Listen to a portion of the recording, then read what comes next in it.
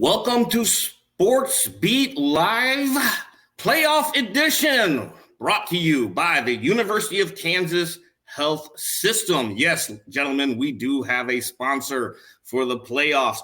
I am joined by Vahe Gregorian. Vahe, we didn't get the memo. What are you wearing there, and where's your coffee? I got the memo and I rejected the memo. No, I'm kidding. But I do have the coffee today in the cup of the world's finest game, Scrabble. Also joining us, of course, my esteemed partner, Sam McDowell. Good morning, Sam. How are you, my man? What's going on, guys? Let's get it going. Yeah, speaking of getting it going, obviously, Sam McDowell, let's hit the hole. Should we just get into it? Let's just dive right into it. Hey, on Sunday we had to sit there and sweat it out, trying to figure out who in the world the Chiefs were going to play. The Chiefs obviously also had to sweat it out. Andy Reid planning for the Steelers, and of course the Raiders and Chargers happened.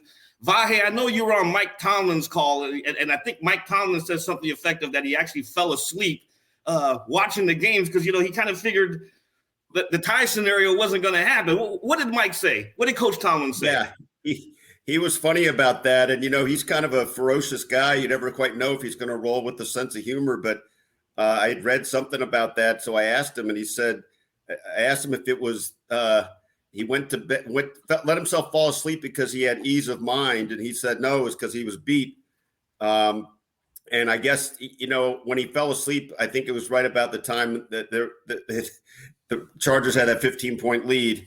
So, God, now I can't even remember. Was the Chargers of the 15? Yeah, the Raiders of the 15-point lead. Sorry.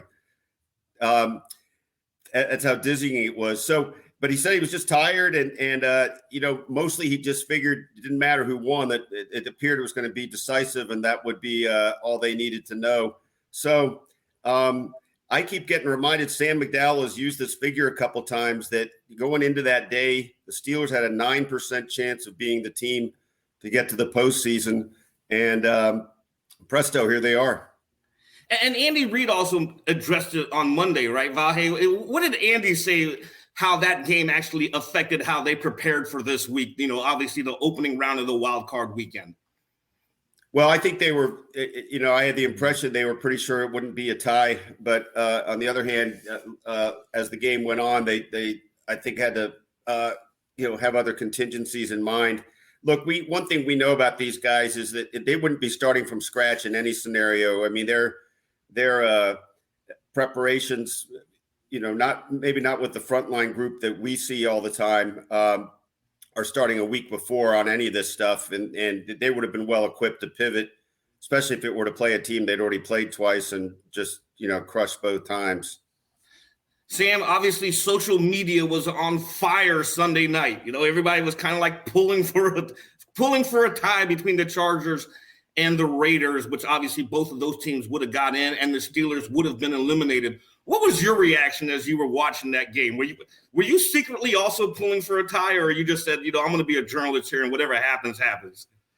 I didn't want that game to end. That was about as exciting of NFL situation as I think I've watched in a single game. Just so much at stake for both those teams. And then you've got this third team that enters the game and says, well, as long as these guys don't tie, we're in pretty good shape.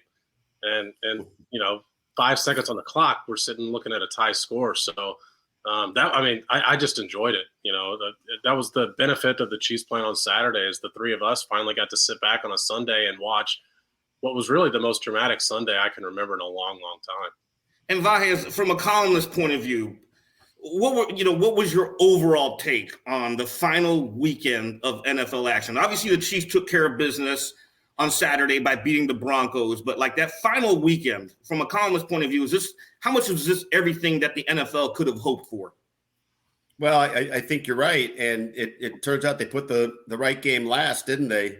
I remember feeling like we got a little bit of a not chaos, but a little bit of an adjustment to make to the Chiefs going to Saturday. But frankly, for the reason Sam McDowell said, and even I think for the Chiefs, that what becomes a one less day up front becomes one more day when you need it most, and especially without a bye, which it will be the first time in the Patrick Mahomes era, the Chiefs will be playing a playoff game without a bye. So all that, it's just, we always talk about how one play can make a difference, a game of inches, all that kind of thing.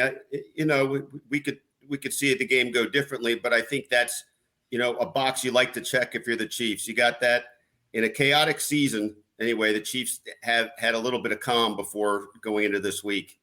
Yeah, so what this does right now, it sets up Sunday Night Football between the 12-5 Kansas City Chiefs versus the 9-7-1 Pittsburgh Steelers. Before we go forward, though, let's go back a little bit here. The Chiefs on Saturday defeated the Broncos 28-24. Tyreek Hill was banged up with a heel injury. Obviously, Clyde Edwards-Helaire did not play.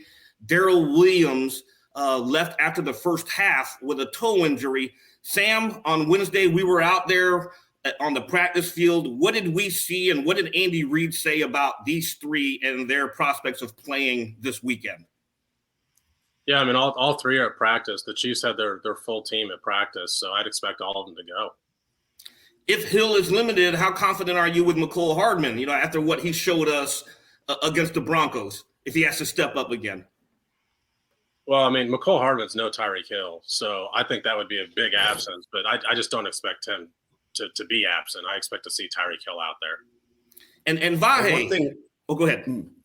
Oh, just this, Herbie. I mean, you're reminding me of this as we look at basically the last month, and this happens to every team every season, but if you look at the Chiefs in particular over the last month, after they've gotten healthy a lot in the middle of the season, there's been a lot of flux in the lineup over the last month. I mean, even that they had 8 men out for the Steelers game on the COVID list. They had several key starters out when they played at the Chargers. On key starters on defense in particular. Tyreek Hill, was really non-factor last week. They've been making do with some of these things, and it suggests that if they're more healthy, they ought to have a little more pop. Yeah, and they should be healthy, and a key component of that's also going to be Travis Kelce, because I know there were a lot of questions out there on Twitter yesterday. What was his status? He practiced full, and they revealed what the injury was. It was a hip injury, but he practiced fully on Wednesday. And the good news is Andy Reid on Monday said, yeah, he's fine. So we shouldn't have to worry about them being all banged up at the tight end position. Yesterday, Patrick Mahomes addressed the media, and he mentioned some of the things that he had learned from the postseason in the past to set him up for this week. And this is what he said. Patrick, to follow up on what you said with Adam, I mean, just learning those things, the finer details and how quickly a game can change, does that affect the way you enter a playoff game at all? I mean, obviously, I assume you want to be yourself and what's gotten you here and what's been successful, but does it change anything? I think you just have to bring a little bit different intensity. Obviously, you go through the same process that you would do every single week of the entire season because you want to treat every single week like, I mean, it could be your last.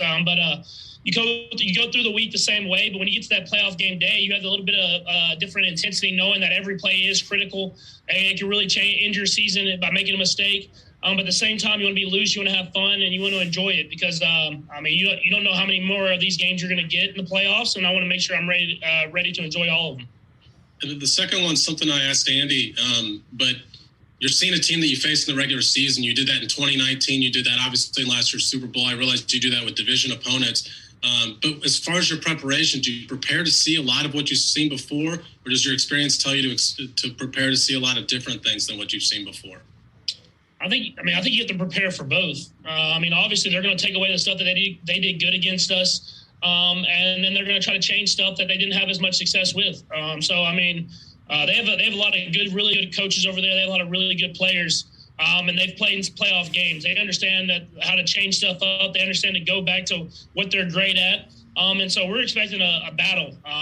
We'll be ready to go, and we're going to try to find answers for everything because they're going to throw all different pitches to us. And we have to be able to respond and have success as much as possible. You're muted, Herbie. You're muted, Herbie. Sam is going to be writing about Mahomes' reaction to the postseason. But what struck me about that yesterday, he had mentioned how much he remembers going back to the Mariota, the Mariota touchdown against the Titans in the playoffs, and also the phantom forward progress stopped. Sam, what stands out to you the most about Mahomes and the postseason? To me, it's like this is all he knows in his professional career is nothing but the postseason. But what stands out to you?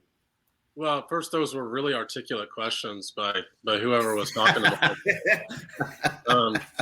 But, all of the stuff he just said that he learns about it, how quickly a game can change in the playoffs. I mentioned that it can happen in the regular season, but it just seems really amplified in the playoffs, that one mistake can cost you a game.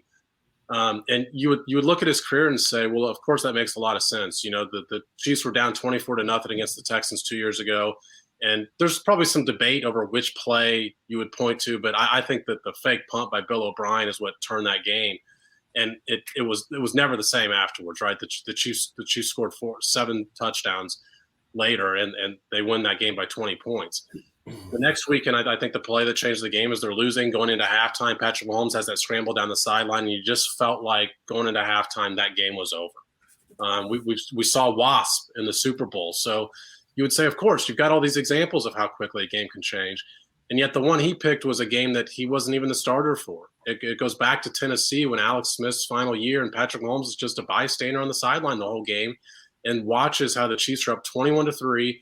Marcus Mariota throws a pass. Jordan Lucas deflects it. It comes back to Mariota, who catches it and dives in for a touchdown. And the game just changed. The Titans scored the only 19 points of the second half, win the game by 1 point. So I just think it's interesting how we've heard along the way how much Patrick Mahomes learned by not playing. And that was an example that I didn't anticipate. What about you, Vahe? Well, what's interesting to me when you add in Sam's examples that he just gave and go back to the two Patrick gave, the Mariota play, and really, I mean, one of the worst calls in NFL history, that forward progress call on Derek Johnson on Mariota, and then the O'Brien call and Patrick's run. Those are 4 examples of completely different ways a game can turn and change. I mean, one is, a bad call by a coach on the fake punt. One is a bad penalty call. One is a fluke play, Mariota, just fluke. And the fourth is the guy makes a play that, leaves you astonished. So any one of those points is a way a game flips, but maybe more to the point, in a close game in particular, you can connect the dots to how that is the difference between a win and a loss. And playoff games, I don't know if the analytics numbers bear this out, but I think maybe because we all understand the one and done nature, that feels like these games tend to just be tighter. Even if the scores don't always bear that out, there's something more tight along the way. Even if the pinata gets broken open, there's stuff. I think it's really rare we see a game decided early in a playoff game in the first half, for instance. Yeah. So here's a question I'm going to pose to. Go ahead, Sam. I was just going to add to that. The question becomes, and this is why I asked Mahomes that the clip we just played of, how do you prepare for that then? Because Vahe's right. I mean, a couple of those examples are fluke plays. Can you prepare for a quarterback catching his own pass? Can you prepare for a bad call? And especially when your quarterback's nature is to be aggressive. Now, the statistics show he doesn't throw aggressively, but he at least thinks aggressively. That's at least one of his options. And we've seen the defenses have to account for that, and that opens up other stuff. So that becomes part of the battle, I think, that these guys go into a playoff game with, which is you've got to use what got you here, but just have a heightened awareness that one mistake can change a game. And they don't need to look back for the playoffs for that. They can look back at their regular season. They win in Baltimore without a late fumble. They win against the Chargers that they turned the ball over 3 times instead of 4. Like, this team has received the lessons throughout the year of how significantly one play can alter a football game. That's a fantastic point, Sam, because when you think about it, the Chiefs, you could argue that every week they do play a playoff game, even the regular season, because they know they're going to get the best shot from their opponent because, quite frankly, they're the Chiefs. They're the big guy on the block that everybody wants to knock off. But here's a question I'm going to pose to you two. This year is an interesting dynamic for the Chiefs because they could go on the road for the first time under Patrick Mahomes during the playoffs. How much do all those experiences, when you mention a one and done scenario, how much do all those scenarios help set them up for success if they have to go to, for example, Tennessee for the AFC Championship game. Well, I'd love to see it just because we haven't seen it. I would just like to see him play in that environment. So, I mean, as you know, we root for us, right? So we always root for something different, and that would be just something we have not seen Patrick Mahomes do. On the other hand, I don't think that that's going to be the AFC Championship matchup. You know, I think if the Chiefs get to the AFC Championship, and it is a tougher route than what they've had before, I think, first of all, I think the Steelers are the easiest game they could have had in this first round, but it's not as easy as sitting at home this weekend. The second round, I think, is going to be tougher than a second-round game they've had the past 2 years. And I also think Tennessee is going to have a pretty tough game when you look at the potential matchups they could have. So I don't think that's going to be the matchup, but I would just enjoy seeing the Chiefs and particularly Patrick Mahomes get sent to a road environment to try and make a Super Bowl. Yeah, I'm with Sam on that. I mean, seeing something new and different. I think even while the Chiefs, I'm sure, would rather play nothing but home games, I think they would, as Andy Reid would say, look forward to the challenge of going on the road in this situation. I think they would actually embrace that quite well. It is kind of amazing, though. We've talked about this before, how long it's been since the Chiefs have played a road playoff game. I mean, Patrick Mahomes has never seen one, even the year he was QB2. And it would just be a nice twist on the plot, I think, to see them. And I think you could also say it tells you if they can break through that's a makes for an even more deserving champion of the AFC if they go that route. Yeah, the way you avoid road playoff games now is to get the 1 or 2 seed. The way they used to avoid them was they just lost their first home game and then they didn't have to go play on it next week. The formula has changed. Yeah, the formula has changed in the Patrick Mahomes era. You know what? But before we're over here talking about what could happen down the road, and we seem to keep forgetting that there's still a game to be played this weekend against the Steelers. But before we break down this matchup, here's a word from our sponsor. March 4th, 2015, I got out of the shower and felt a lump in my left breast. We were able to quickly uncover that she had 2 subtypes of breast cancer, each of them requiring separate and unique treatment plans. This is why you come to the University of Kansas Cancer Center. It is critical to be treated by a team of experts in that specific cancer type.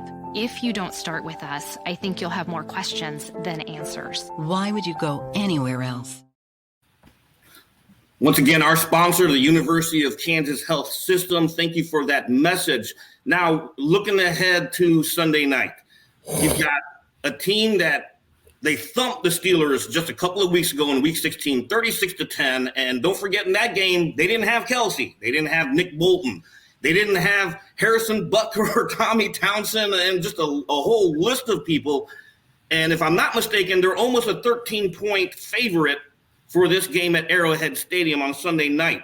So, gentlemen, when you look at this, why should this game be any different from what we're expecting? And how dangerous are the Steelers with everything pointing against them? Vahe, you're grinning over there. Let's start with you first. Oh, I'm just reading Cody's comment there about only Vahe has seen Raiders at Chiefs AFC Championship game. Sadly, I was at least alive that last time that happened, and just starting to get my NFL AFL wings. But look, here's the thing. Let's remember how that game went in December. The Chiefs are up 30-0 at one point, and it's named that score, right? I mean, they kind of throttled it down. But you get to 30-0 by being 7-0 and then 14-0. And I'd have to look at the sequence again, but there was an early it was either Roethlisberger's lost fumble or intercept. No, it was Charvarius Ward intercepted Roethlisberger pretty early. And the Chiefs went right back in. It's 14-0. And you could see some aspects of the game unfolding there. I mean, we've all seen Roethlisberger slowly kind of just grind to almost a halt in his mobility and all those kinds of things. You just felt like you were looking at kind of a husk of a team at that point. And that was how that team was playing them. But this team then goes on, to win its next couple of games. They had actually beaten the Titans the week before. They've won 3 out of 4. And when it comes down to the sort of thing where you've just gritted it out to make it into the playoffs, I think that makes you a little bit dangerous. It might mean you're also about to just, run out of gas totally. But I think that's how the Steelers will come into this game. They're a physical team. They're obviously they have some really potent players, really potent defensive linemen, especially TJ Watt. So if the game just starts a little differently, if the Chiefs don't score on their first drive and the Steelers don't turn it over right away and don't turn it over 3 times overall to no turnovers for the Chiefs, it just has a little different foundation. I don't think the Chiefs are going to be, muzzled on the scoreboard by any means, but I don't know that they're putting up 36. I mean, I just think it's going to be more of a slog. Sam? Yeah, I don't think it should be any different than the last time they played these guys. When you look at the Steelers, they're the worst team that got into the playoffs, and by quite a bit. They do not rank in the top 20 in yards, points, yards allowed, or points allowed. I mean, neither of their offense nor their defense is a strength. TJ Watt is a guy you've got to account for. They've got some other guys in the defensive line that have some good numbers, Cam Hayward. And then some guys that have taken advantage of the fact that Cam Hayward and TJ Watt get double teamed a lot. But other than that, Ben Roethlisberger is a statue back there. He gets rid of the ball really quickly. So he's recognized his weakness and mobility. I don't think they have enough playmakers to cause the Chiefs any fits. And to be honest, and I said this earlier in the week, but it would be the worst loss of the Andy Reid era if they somehow did not win this football game on Sunday. I would tend to agree with that, but I think there's a wild card thing. We're not, no pun intended here because it's wild card weekend, but I think the wild card in this is Ben Roethlisberger. Roethlisberger is sure going to be a Hall of Fame quarterback. This could be his last hurrah. Now, how much is it going to be overplayed, or is it overrated when you hear the win one for the Gipper speech, or, in this case, win one for Ben Roethlisberger? How much of that is in play for the Steelers as they come into this game, and how much should that affect them, do you think, Vahe? It's hard to say. I mean, because if you say they're going to be more fired up for that, then you suggest that they wouldn't have been so fired up otherwise. And I think whatever it is we think they have left in the tank, I think we can see that Mike Tomlin's a pretty good coach. He'll have his team ready to play to whatever its potential is. And it could be Sam McDowell is right that its potential against a team that's got all that the Chiefs have going for it really just isn't that much. I don't know. But I don't think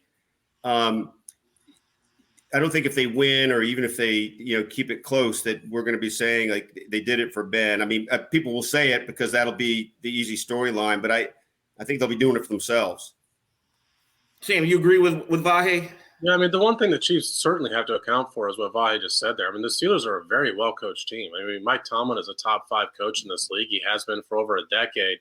And what that means is the Chiefs are not going to – they're going to be seeing some wrinkles that they didn't see the last time they played these guys. So a lot teams are accustomed to that. They play division opponents twice a year. You see a team the second time. You're not going to see the exact same stuff you saw the first time. I just think there's going to be more of that than there usually is because of Mike Tomlin. I think he's going to have some more ideas, particularly defensively against Patrick Mahomes.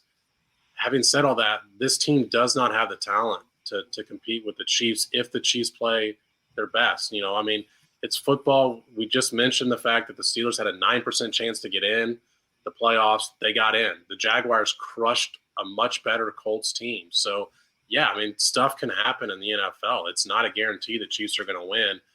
It is, in my mind, a guarantee that the Chiefs are the more talented and the better football team now. Let me just add to that real quick, Herbie, which is, and I guess this appeared in the paper today, but I think that's the point I try to make too. I think a lot of things can go differently than according to Hoyles, as the old card game rules thing is.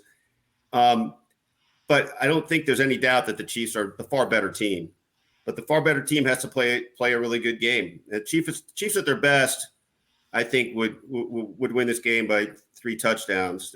But you don't know if the Chiefs will be at their best. We've seen these sort of ups and downs and X factors all season. And B, part of the Steelers' job is to render the Chiefs less than their best. And they'll at least have plans for disrupting that, and some of them will work out, some won't. So, as they say, why we play the games. Here's something. Well, just pick the Steelers. Hey, just pick them.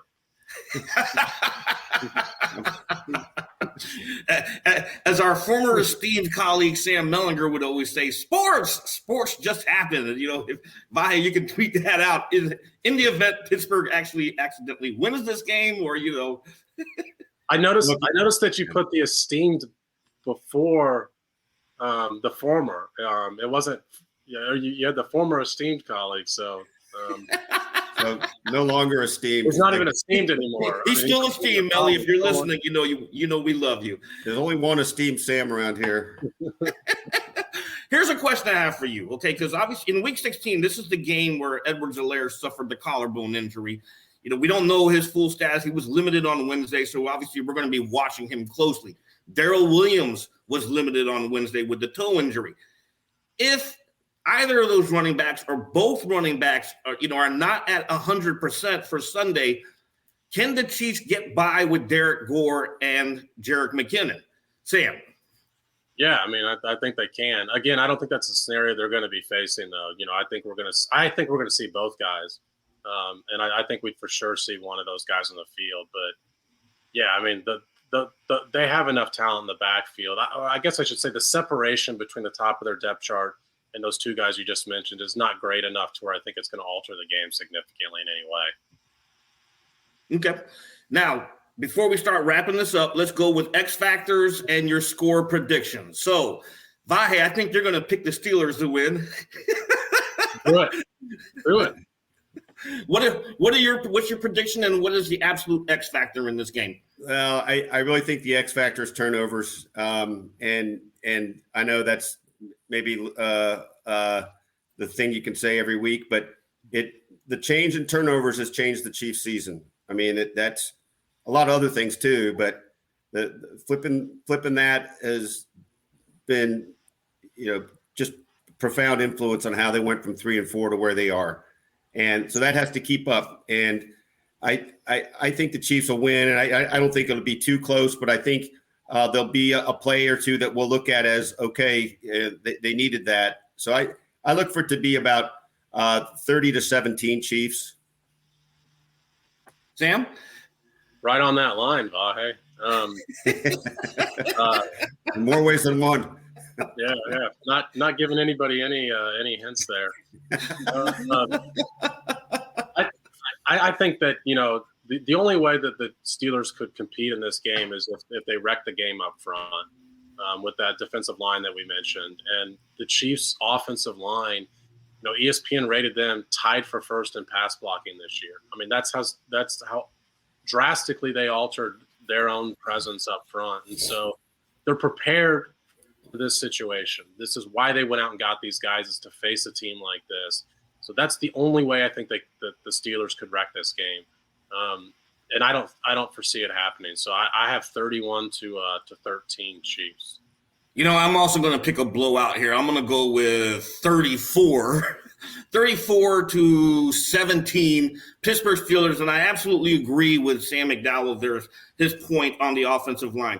Don't forget, in Week 16, that's when we had Patrick Mahomes sitting in the pocket for a full 7 seconds before he found Byron Pringle streaking across the back end of the end zone with that gorgeous sidearm touchdown pass. So, yes, the offensive line needs to step up. And I think the other thing, Andy Reid always mentioned this throughout the regular season, the Steelers travel well. Their fans travel well, so Chiefs fans are going to have to go out there and drown out the Steelers fans for anything good that they might do. Ladies and gentlemen, hey, check out the Kansas City Star online Friday for our Red Friday special sections. Vahe and Sam and Jesse Newell, Pete Gradhoff, myself, we have a ton of content available for you there looking at Sunday night's game. It'll also be in Sunday's paper. We will return Sunday night after the game for a Sports Beat Live edition brought to you by the University of Kansas Health System. And until then, ladies and gentlemen, enjoy your Red Friday. Make sure you read all our stuff previewing the week. For Vahe Gregorian, Sam McDowell, our producer, Monty Davis, and for the University of Kansas Health System, I'm Herbie Teope. Have a great weekend.